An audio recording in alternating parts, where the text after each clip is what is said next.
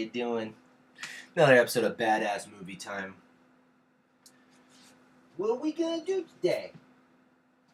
All right, we got some good ones here, friends. So I talked about a couple of weeks ago. I mentioned The Sleeper. This one's a little more indie than The Sleeper, I'd say. A little more fun. A little movie called The Janitor. It's about a janitor who goes nuts and starts murdering people. This reminds me of like Two Front Teeth. Like this is very independent. This is a very independent film. This is something I could make, and I like that. And it's a fun movie. Look at the cover. It's great. I'm glad I own this.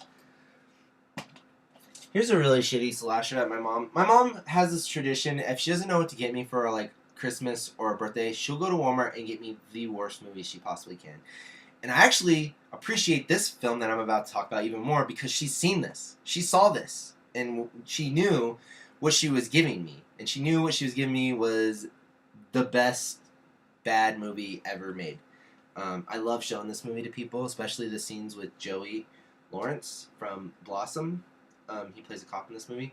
Hopefully you know what I'm talking about. Rest Stop, baby. This is one of the best movies ever made. Check out Rest Stop. One of my favorite of the bad movies my mom has given me over the years. So good. It's so good. It's literally about girls stuck at a rest stop being attacked by psycho killers. It's kind of like The Hills Have Eyes, only better. Alright, a recent argument I had with my buddy Seb on Facebook was whether Waxwork 1 or 2 was good. I like Waxwork 1. I love Waxwork. I do not like Waxwork 2. Waxwork is basically these kids get stuck in a wax museum and all the wax monsters turn into real... Like, if you go onto the set, it's possessed. That wax is possessed. And you're stuck in a horror movie. So there's a werewolf part. There's a Dracula part. There's all these monsters. And then the very last scene, all the monsters get let loose. And this wax museum is just full of, like... They have Little Shop of Horrors. They have a killer baby. They have all this shit attacking everyone, and the town just throws down with these monsters. And then Waxwork 2 was like they were trying to do, like, Dragonheart or some fucking shit. I don't know. Seb likes it, so you can fucking... If you're friends with Seb, go talk to him. Stupid, man. It's a stupid movie. He's young. He'll grow up one day. I can't wait to talk about Seb's movie on here. The second I can buy Seb's movie, I'm going to do a whole episode dedicated to Seb's movie. So, be looking out for that shit. I love silent films. I love H.P. Lovecraft. Somebody made a little ditty called The Call of Cthulhu, and this is an art film. It's not very good, but that cover is dope. I got this at a comic book store, actually, and I was so excited about it. But they got a bunch of awards and stuff. It's good. It's just not as... It's not that good. Remember how I said I talked about Faust and how like they put a lot of work in the aesthetics and stuff? They did a good job with this. They really worked hard on the sets and stuff, and I think they did a really cool job to that story. One of the best H.P. Lovecraft renditions out there, other than what Stuart Gordon's done with it. Alright, one of my least favorite directors ever, Clu Gallagher's son, John Gallagher. He started strong, and every movie since his first movie has gotten a little bit less liked. But I do kind of like these movies. The initial Feast was great. This is a fantastic horror film. It's over the top. It's crazy. Very Quentin Tarantino-esque. Harry Knowles liked it. He didn't talk about how John Gallagher was eating me out or anything, which is good because his reviews are bizarre. But he said incredible horror extravaganza, and that's a good sum up of this movie. But he followed it up with some Dimension Extremes here. We got Feast 2 and Feast 3. These two kind of go together. They're very similar. One of them, Clu Gallagher's other son, fucking feeds a baby to the monsters and shit. I don't know.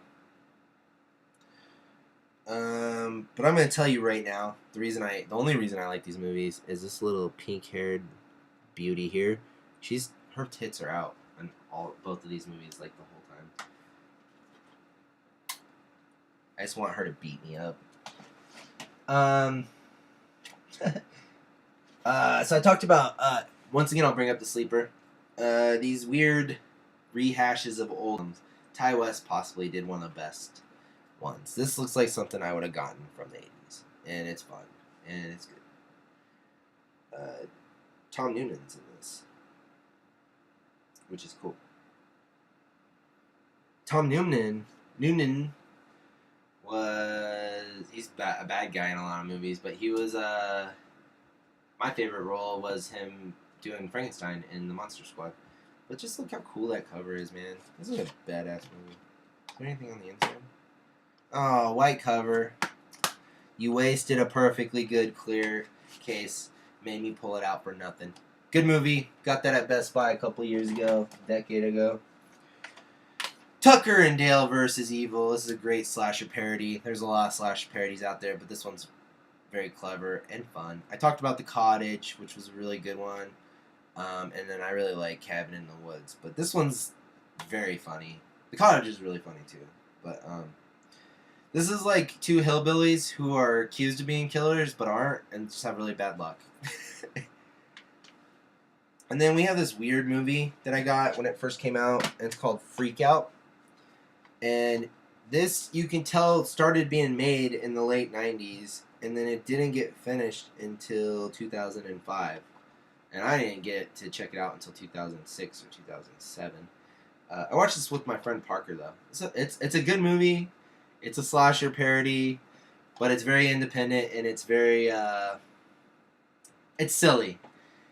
Not as good as Tucker and Dale vs. Evil, but I'm glad I own it. I don't know if you guys have seen Freak Out. I was friends with these guys on MySpace for a while. Really cool. I think they probably have hopefully done more movies since, but you never know, man. I did a movie in 2011, and here I am fucking talking about other people's shit in my house. Nothing better to do.